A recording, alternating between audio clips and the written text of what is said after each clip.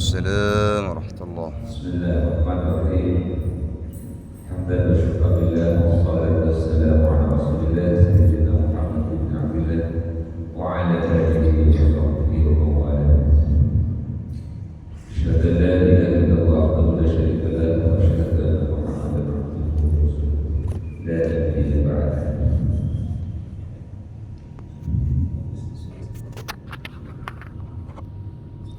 Jemaah salat subuh Masjid Al-Falah yang dirahmati oleh Allah Subhanahu wa taala.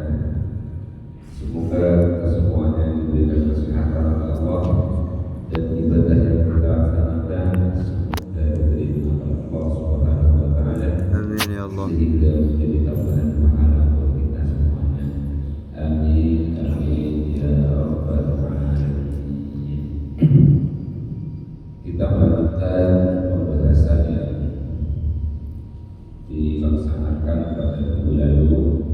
Kita masuk pada bab yang pertama dalam bab fikih, yaitu bab taharah, bab bersuci, sehingga diterimanya sebuah ibadah ketika tata cara sebelum melaksanakan ibadah itu sudah benar, artinya sudah suci semua. Makanya penting alat yang bisa untuk dibuat bersuci itu apa, bagaimana tata cara bersuci yang baik, itu perlu kita tahu. Kita baca. Bismillahirrahmanirrahim. Kitabut Taharah. Ta'rif at-taharati lughatan an-nadhafatu wal khulusu min al-adnasi al-hissiyah. Ka-taharati 'an al-hadathi wal khabath wal ma'nawiyati ka-taharati 'an al-amradi al-qalbiyyah kal-rajibi wal kibri wal hasadi wal riya'i wa syar'an rabb hadathin أو إزالة النجس أو ما في معناهما أو على صورتهما وهذا تعريف الإمام النووي وشرح التعريف رفع حدث كالوضوء والغسل إزالة النجس كالاستنجاء بالماء وغسل الثوب المتنجس ما في معنى رفع الحدث كالتيمم ووضوء صاحب الضرورة كسلسل بوله فإن الحدث لا يرتفع فيهما. ما في معنى إزالة النجاسة كالاستنجاء بالحجر فإن أثر النجاسة باطل. ما على صورة رفع الحدث كالأوساخ المسنونة والوضوء المجدد والغسلة الثانية والثالثة بغسل اليد بغيرهما فإنهما لا يرفعان الحدث وصورتهما كالغسلة الأولى. Bab ini menjelaskan tentang bersuci. Apa definisi daripada bersuci? Bersuci itu di dalam tempatnya, di dalam etimologinya, dalam bahasa sehari-harinya adalah an-nadhafatu wal khulusu, yaitu membersihkan dari kotoran secara hisian. Hisian itu adalah secara pandangan, panca indera. Jadi taharah di dalam lughatnya, di dalam bahasa keseharian itu adalah membersihkan segala sesuatu dari kotoran. Ya dengan cara apa saja? Kotoran yang dibersihkan oleh kita, kotoran yang ada di halaman rumah, kotoran yang ada di badan kita, kotoran yang ada di pakaian kita, kotoran yang ada di tempat kita, itu disebut taharah di dalam bahasa keseharian. Kemudian ada taharah secara maknawiyah. Taharah, pengertian taharah secara maknawiyah adalah yaitu taharah anil amradi al-qalbiyyah, yaitu membersihkan dari penyakit-penyakit hati, membersihkannya seseorang dari penyakit hati. Contohnya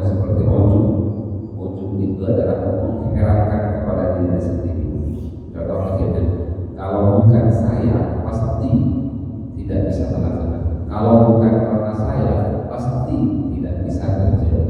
Kalau bukan karena saya, itu tidak bisa apa-apa. Itu namanya ujub.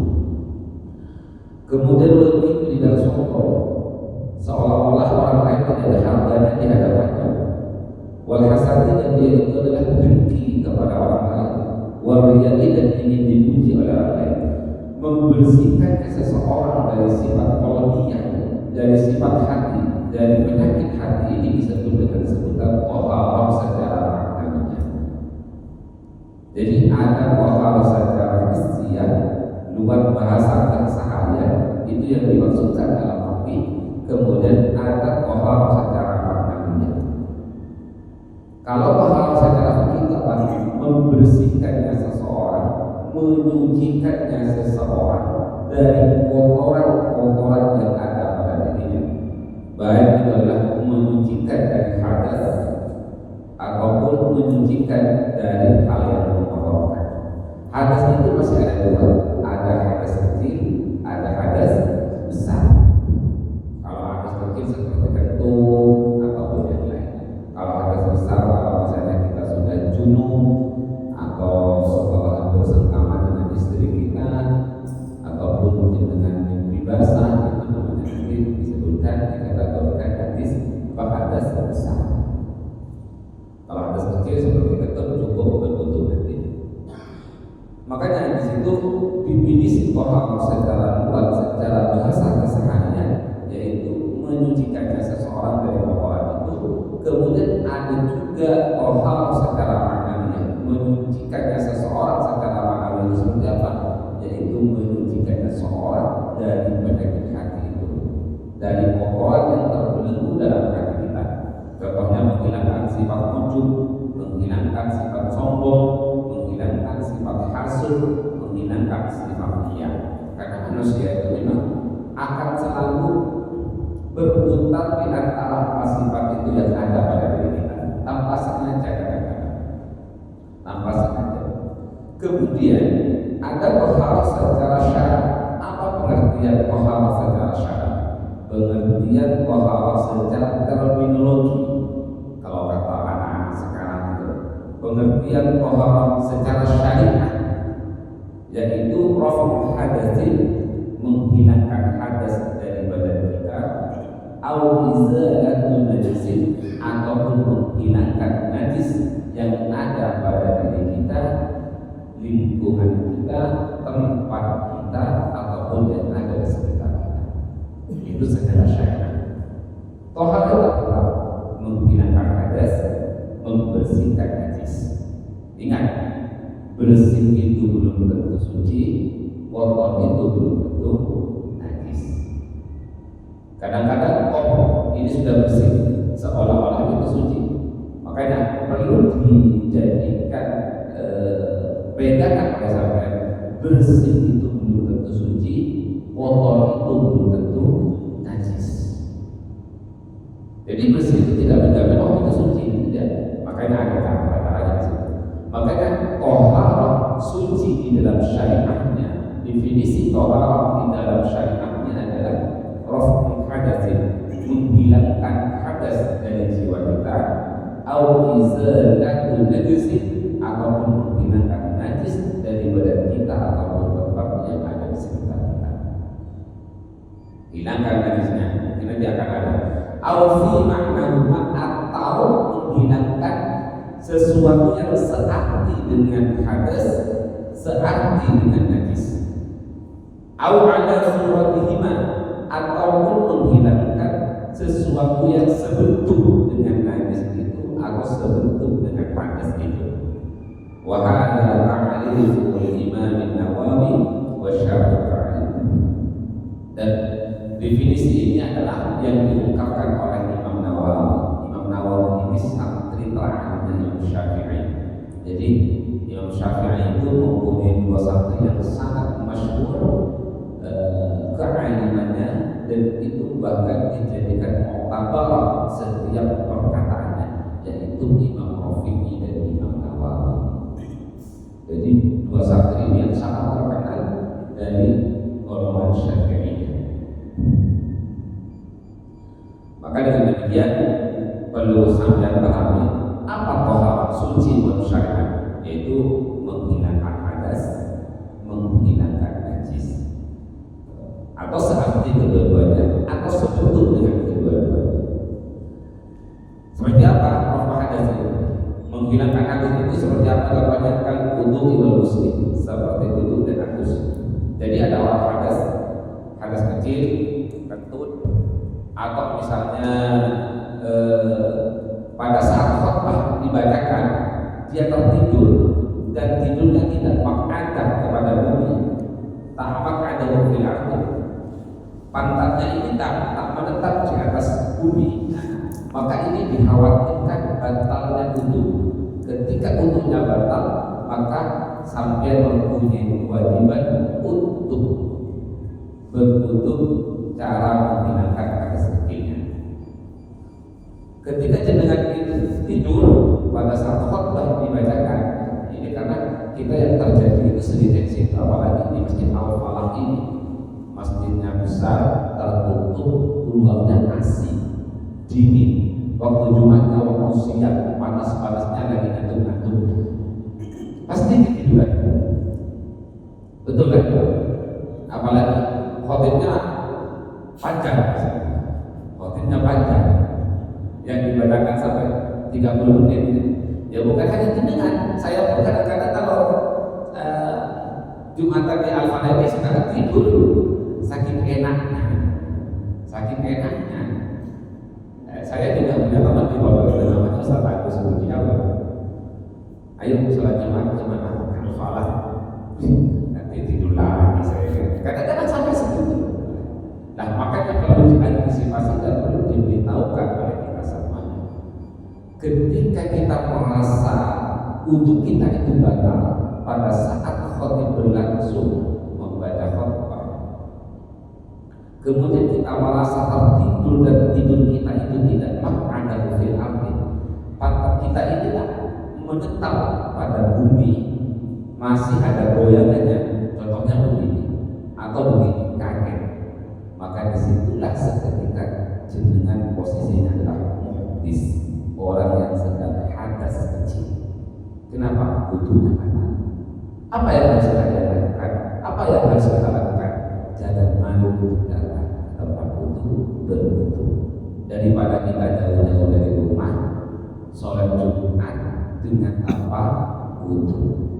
Yang paling sepakat saya itu kalau ada yang bisa dikumpulkan semua khotib yang punya bagian di Al-Falah, ayo kumpulkan di Al-Falah misalnya. Ini solusi. Kumpulkan semua khotib yang ada di Al-Falah sebelum melaksanakan sholat Jumat atau khotib ketika turun dari mimbar. Silakan imam atau khotib yang mau jadi imam itu mempersilahkan semua kaum yang merasa wudunya batal ambil wudu terlebih dahulu. Jadi khotibnya di sini mana? Sekitar 5 menit. Wudu cukup kan 5 menit? Cukup kira-kira. Daripada misalnya kita membiarkan banyak orang-orang yang sholat Jumat tidak punya wudu karena ketidaktahuan. Betul kan? Ini karena tidak tahu, bukan karena faktor sengaja. Kadang-kadang kaum yang tidur, mana yang batal, mana yang tidak, itu kan karena tidak tahunya. Bukan karena beliau itu sengaja. Siapa yang boleh lakukan? 1, imamnya. 2, masjidnya. 3, pengurus masjidnya. Ya, termasuk bapak misalnya. Makanya pola-pola seperti itu caranya untuk mengajarkan kepada masyarakat secara berkaitan seperti itu. Dan ini kan tidak ada tidak ada keinginan untuk mempermalukan mereka sebenarnya. Cuma niat kita adalah mengajarkan tentang syariat kepada mereka itu. Daripada beliau itu sholat Jumat tanpa mempunyai wudu karena tertidur pada saat pelaksanaan khutbah. Itu terjadi sebenarnya. Dan saya harus mengatakan hal ini supaya apa? Perbaikan syariat ini. Makanya mengatakan ya ayyuhalladzina amanu dkhulu fis-silmi kafah. Dan kalimat kafah di situ adalah dengan masuk Islam itu bukan hanya sebatas ingin mengubah status KTP agama kalian dari Islam, tetapi setidaknya kita ada usaha dan upaya mengenal tentang Islam yang sebenarnya secara utuh. Nah, apa pondasinya dalam Islam itu? Ya sholat. Sholat ini bagaimana? Salah satu pondasi sholat bisa sah ketika persyaratan dari sholat itu sudah terpenuhi. Salah satunya apa? Wudunya harus sah, hadasnya harus sah. Karena manusia itu dianggap suci kalau sudah rafa hadas hilang dari dasar hadas itu. Makanya saya katakan seperti itu. Ini contoh daripada rafa hadas ini. Rafa hadas itu kan wudu. Kapan wudu itu dilakukan? Ketika kita hadas kecil, banget wudu kita karena tertidur atau karena kantuk. Nah, dalam hadis ada kitab Ibadatul Ahkam, syarah daripada kitab Bulughul Maram karangannya Ibnu Hajar Al-Asqalani, bukan Ibnu Hajar Al-Haytami. Kalau Ibnu Hajar Al-Haytami yang ahli fikihnya, kalau Ibnu Hajar Al-Asqalani ini adalah ahli hadisnya yang mondok selama 40 tahun tidak tahu alim tentang. Bayangkan, cuma beliau ketika pulang dari pondoknya, Ibnu Hajar Al-Asqalani ini pulang dari pondoknya, kok ketemu dengan tetesan air yang menetes ke batu. Dan beberapa detik lagi turun lagi air netes ke atas batu, dan beliau tertidur. Ketika itu Ibnu Hajar Al-Asqalani ini tertidur. Setelah tidur, yang semula batu itu keras karena aliran air, tetesan air kok bolong ini batu, kekuatan air sama batu. Akhirnya Ibnu Hajar Al-Asqalani ini berpikir, oh iya, ini batu keras sementara air ini tetesannya adalah tidak keras. Kenapa kok bisa bolong? Ini karena ada upaya setiap hari itu tetesan itu istiqomah sehingga batu ini bisa bolong. Kalau batu saja ini bisa bolong, bagaimana dengan hati saya? Pasti hati saya ini tidak sekeras batu ini. Oh, berarti saya harus kembali lagi ke pondok ini, harus istiqomah lagi belajar ilmu agama, harus mengaji lagi. Nanti kemarin saya kurang istiqomah untuk belajar ilmu agama itu. Akhirnya setelah kembali ke pondok, beliau mandinya luar biasa dan mempunyai karangan-karangan yang namanya Bulughul Maram. Hafal ribuan hadis Ibnu Hajar Al-Asqalani. Bahkan Bulughul Maram ini ada beberapa orang setelahnya mau menafsirkan kayak Ibadatul Ahkam masih juz 3-nya beliau sudah tidak bisa melanjutkan. Ada kitab lagi sampai separuh tidak bisa dilanjutkan. Saking hebatnya beliau. Nah, sama seperti itu. Di dalam hadis itu saya ceritakan, dijelaskan dalam hadis itu ketika kita duduk dalam hadis itu saya akan membacakan ketika kita duduk bersama, kok ada kadang-kadang muncul keraguan dalam hati kita. Oh iya ya, saya tertutup tidak ya. Kadang-kadang seperti itu. Oh iya, tadi saya punya kutu enggak ya? Saya tertutup apa tidak ya? Maka di dalam hadis Bulughul Maram itu dijelaskan di situ. Ketika ada orang ragu-ragu tentang punya kutu dan tidaknya karena itu, maka ada dua tanda-tanda. Satu, ada bau. Ada bau nggak sekitar itu pada waktu kalian kawan dengan itu ragu-ragu? Oh tidak ada. Kemudian ada suara kira-kira tanda-tanda. Oh tidak ada. Oh berarti itu dengan posisinya dalam posisi kutu-kutu. Tetapi jangan sampai pura-pura sampean itu sudah terasa keluar angin, malah sampean itu enggak ada baunya. Oh barangkali sampean sebelum berangkat tidak makan jengkol, bisa saja tentunya nggak tahu. Nah, jadi kembali lagi kepada diri kita masing-masing. Kalau masalah itunya, yang penting sampai ada keyakinan dan jangan sampai manusia bolehlah kita tipu, tetapi Allah yang berkata tidak bisa kita tipu. Makanya lebih baik ketika misalnya kita tertidur dan posisi duduk kita tidak menghadap ke arti, maka lebih baik sebelum sholat Jumat kita keluar, silakan ambil itu. Pada saat misalnya membaca doa di khutbah kedua, misalnya dengan kesadaran dari sendiri tanpa ada pemandu dari imam ataupun khatib, maka silakan keluar sebentar untuk ambil itu. Tidak ada masalah. Kenapa? Sholatnya itu yang terpenting. Ketika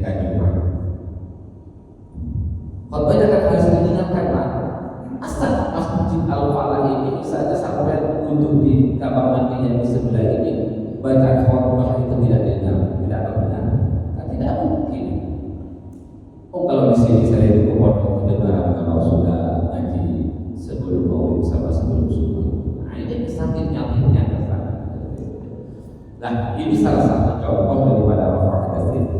Kalau itu seperti itu. Kemudian wal muslim contoh yang kedua. Nah muslim ini solusi untuk menyucikan seseorang dari hadas besar. Jadi hadas itu ada dua, ada hadas kecil, kemudian ada hadas besar. Apa hadas besar? Junub. Kemudian bermimpi junub, bermimpi keluar mani, atau setelah berhubungan dengan istri. Nah ini namanya hadas besar. Maka bagaimana caranya ketika hadas besar saja sudah harus dihilangkan? Kenapa? Melaksanakan ibadah sementara posisi sampean dalam posisi hadas besar, maka ibadahnya tidak sah. Bagaimana caranya untuk menyucikannya? Bagaimana cara mensucinya? Sampean harus adus. Adus itu adalah harus ujung tubuh itu dari ujung rambut sampai ujung kaki kena air semua. Kemudian ada kotoran sedikit-sedikit harus dikorek oleh sampean, harus dikorek, tidak boleh dikorek. Air harus sampai semuanya kepada besyar, kepada kulit kita.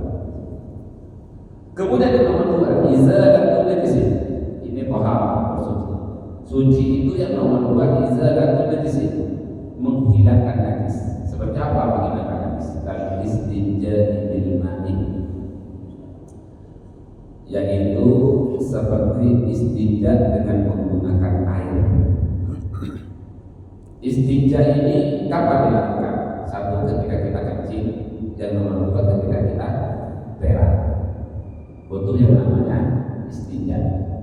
Istinja ini ada bil ma'i, ada bil hajar. Ada istinja dengan menggunakan air, ada istinja dengan menggunakan batu. Jadi alat istinja itu ada bil ma'i dengan air, kemudian bil hajari dengan batu. Istinja itu apa bahasa di sini? Cebok ya, cebok. Jadi pada saat kita semuanya itu kencing atau bergerak, maka cara mencucikannya yaitu harus cebok. Cebok itu harus menggunakan apa? Dengan air atau dengan batu. Kemudian dalam fikih kontemporer, fikih masa kini itu diperluas kembali alat yang bisa untuk dibuat istinja itu sebagai kiasan daripada hajar itu adalah sebagai kiasan daripada batu itu adalah benda-benda yang kasar yang dapat menghilangkan kotoran. Makanya apa? Contohnya seperti tisu. Pernah dengan ketemu orang cebok dengan menggunakan tisu itu? Pasti pernah. Kalau yang sering ke hotel-hotel atau naik pesawat pasti pernah. Jadi di pesawat itu sekarang tidak ada pakai air, tidak ada pakai air dan tidak ada pakai batu. Yang ada di situ tisu, tisu yang kasar beda dengan tisu tangannya. Dan disitulah diperluas sebagai kiasan, sebagai analogi. Kias apa namanya? Kias itu kan banyak macam, ada kias belalang, ada kias syabah, ada kias gelang dan lain-lain. Jadi karena penggunaannya sama, kemudian cara menghilangkan najis itu sama, tetapi yang jelas bihasabil istiqah. Tisu digunakan itu bihasabil istiqah dari MUI. Hasil penelitian dari para ulama sehingga dibuat satu kesepakatan, dan kesepakatan itu terbentuk yang namanya ISPN. Nah, disitulah tisu boleh juga untuk dijadikan alat istinja. Setelah diteliti, tisu itu kalau bentuknya yang seperti ini, yang biasa digunakan di pesawat dan di hotel-hotel, ternyata secara fungsi dan penggunaannya sama dengan batu. Akhirnya alat untuk istinja itu tisu juga diperbolehkan untuk digunakan. Tapi kayaknya kalau saya itu orang bersinggah ya. Ya kalau ragu-ragu kembali kepada diri kita yang tidak suci jadi. Nah itu cara menyucikan dari najis. Najis najis itu bisa suci kalau najisnya sudah hilang. Contohnya seperti apa? Kalau istinja bil ma'i itu seperti cebok dengan menggunakan air, itu bisa saja suci. Kemudian yang nomor dua, wa ghusli sawbil al-mutanajjis, yaitu mencuci pakaian yang terkena najis. Makanya kita semuanya itu kadang-kadang salah istilah. Baju kita misalnya di sini ada tai cetak, misalnya baju kita ada cetak. Maka kadang-kadang bahasa yang digunakan oleh kita, cuci baju saya najis. Kan begitu kan? Sarung kita misalnya kena kencing pada saat kita kencing, disuruh cuci sama istri kita, cuci sarung saya najis. Kan begitu. Jadi sebenarnya bahasa itu bukan salah tapi kurang tepat. Yang benar bagaimana? Ketika baju kita yang terkena najis, maka istilahnya bukan baju kita najis, tetapi baju kita mutanajjis. Mutanajjis, baju kita mutanajjis, kemudian sarung kita mutanajjis. Itu bahasa yang paling tepat sebenarnya adalah bahasa fikih. Bukan najis. Kalau najis ini sudah mulai najis seperti berak, seperti kencing, itu yang najis, sehingga najis itu tidak bisa untuk disucikan. Najis itu tidak bisa untuk disucikan. Coba sudah berak, kencing. Lah, kalau mutanajjis baru bisa untuk disucikan. Contoh kecilnya seperti apa? Baju itu bisa disucikan. Kenapa? Mutanajjis, bajunya kena najis sehingga disebut dengan sebutan mutanajjis. Sarung kena najis, berarti di situ adalah mutanajjis. Kemudian kayak daging sapi, daging sapi itu sebenarnya bukan najis sekadar-kadar, tapi mutanajjis, bisa disucikan. Itu bedanya. Jadi kalau najis itu tidak bisa disucikan, kalau mutanajjis itu bisa disucikan. Bisa dipahami ini? Makanya ketika itu, ayo biasakan ketika baju kita kotor ataupun kena najis, maka bahasanya adalah mutanajjis. Itu bedanya. Apa najis dengan najis? Kalau najis ini tidak bisa untuk disucikan, kalau mutanajjis itu bisa untuk disucikan. Bisa dipahami ini? Kemudian yang nomor 3, ma fi makna raf'il hadas, sesuatu yang searti dengan menghilangkan hadas. Apa saja sesuatu yang searti dengan menghilangkan hadas? Yaitu tayammum, seperti tayammum. Tayammum ini dianggap searti dengan menghilangkan hadas. Contohnya kapan dilakukan tayammum? Tayammum ini sebagai ganti daripada wudu, sebagai ganti daripada adus. Tayammum ini dianggap sesuatu yang searti dengan menghilangkan hadas. Tayammum ini dilakukan ketika kemarau panjang dan tidak ada air sama sekali, kecuali air yang disediakan untuk hewan-hewan yang dimuliakan oleh syariat. Misalnya di sini ada terjadi kemarau panjang 8 bulan, tidak ada air sedikit pun. Sudah keliling kemana-mana tidak ada air, bahkan tidak ada burung yang berkicau di situ. Kenapa? Kadang-kadang kalau burung berkicau di tempat itu, di situ ada air sebenarnya. Itu tanda-tanda di antara tanda-tanda alamiahnya. Tapi karena kemarau panjang 8 bulan, Kalimantan ini tidak ada air sama sekali. Maka apa yang harus dilakukan ketika kita mau sholat, ketika kita harus kencing, ataupun ketika kita harus besar saat bersengkama dengan istri kita, apa yang harus dilakukan untuk menyucikan diri kita? Karena kewajiban harus suci, maka toharohnya adalah tayammum, yaitu dengan cara tayammum. Tayammum ini bagaimana caranya? Nanti akan ada apa di belakang, tapi saya akan jelaskan sedikit. Tayammum ini sampai harus ambil debu, yang dimana ini debu ya, bukan kelingkir, debu. Bagaimana Pak ini bisa dikatakan debu? Ya pasti akan dibedakan. Kalau misalnya debu bata itu kan ada juga debu, itu bukan debu, bukan pelakon debu. Jadi debu yang bisa untuk dibuat tayammum itu adalah at-turabul pelakon, debu yang dianggap debu murni. Tidak ada yang kasar-kasar, tidak ada yang batu-batuan. Akhirnya caranya bagaimana? Setiap mau sholat sampai harus ambil wudhu. Setiap jenengan itu misalnya mau menyucikan diri baik dari hadis kecil atau hadis besar harus ambil debu itu. Kemudian setelah debu dipakailah. Nah, ditancapkan tangan kita ke dalam wadah itu, baru diusapkan ke wajah kita, kemudian dibuangnya. Setelah dibuang diambil lagi, kemudian satu untuk tangan yang kanan, caranya begini. Setelah begini, ini lipatkan telapak kita ini dilipatkan kepada yang di ujung. Semudah itu diginikan lagi yang satu. Itu sudah selesai tayammum. Tayammum untuk menghilangkan hadas kecil sebagai ganti wudhu itu sama. Kemudian tayammum yang dilakukan untuk menghilangkan hadas besar itu sama. Caranya seperti tadi. Ambil darurata ini 2 pukulan, satu untuk wajah, kemudian 1 kali pukulan ini, tapi harus dibuang ini. Setelah itu satunya untuk yadayni. Caranya begitu ya. Tapi insya Allah kalau Kalimantan ini tidak akan ada tayammum kayak tidak ada. Airnya mana? Tadi malam dapat juga aja. Kira-kira. Tetapi secara ilmu kita harus tahu. Siapa tahu nanti kita ada di gurun Sahara, nggak ada air sama sekali. Atau ada di Pluto, sudah nggak ada air di sana. Siapa tahu? Tapi itu penting.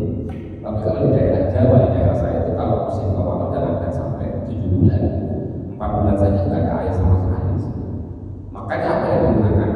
Ya orang-orang awal ya, kalau memang terpaksa nggak ada air kita ya ketika menghilangkan kotoran istilahnya ya pakai batu. Mau beli mau pakai tisu, nggak ada tisu yang beli atau uangnya yang nggak ada di sana. Jadi alhamdulillah kemarin itu ada sebulan air itu sampai 20 liter ke atas. Nah itu yang searti dengan menghilangkan hadas tayammum atau wudhu isohibi darurat, atau wudhunya orang yang mempunyai darurat. Contoh kecilnya begini, saya darurat. Dia itu ada luka. Mohon maaf kalau misalnya ada kencing manis yang basah biasanya akan selalu mengandungkan nanah biasanya kan. Akhirnya dia itu tidak suci karena selalu menggunakan nanah. Bagaimana kalau proses seperti ini? Dan ini namanya wudhu isohibi darurat. Ini harus benar-benar disucikan terlebih dahulu, kemudian diambilkan cara walaupun tidak hilang, maka jenengan harus terpaksa untuk wudhu. Nah, wudhu yang seperti itu walaupun dalam keadaan najis, ini kan najis secara hakikah, tetapi makmur secara maknanya. Diampuni kenapa?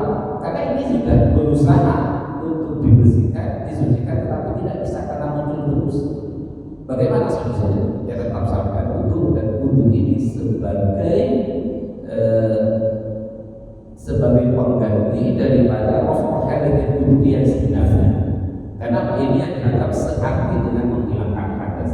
Dituntut untuk melaksanakan sholat ataupun ibadah sementara kita dalam keadaan tidak suci kalau darurat.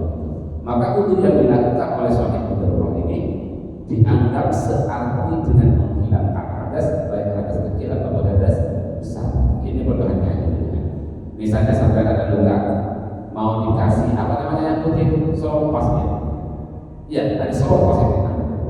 Maka dengan itu sebelum masang solopas supaya tidak dibuka kembali, bersihkan dulu darahnya, ambil wudhu sampean, ambil wudhu setelah ambil wudhu sampean pasang selopasnya.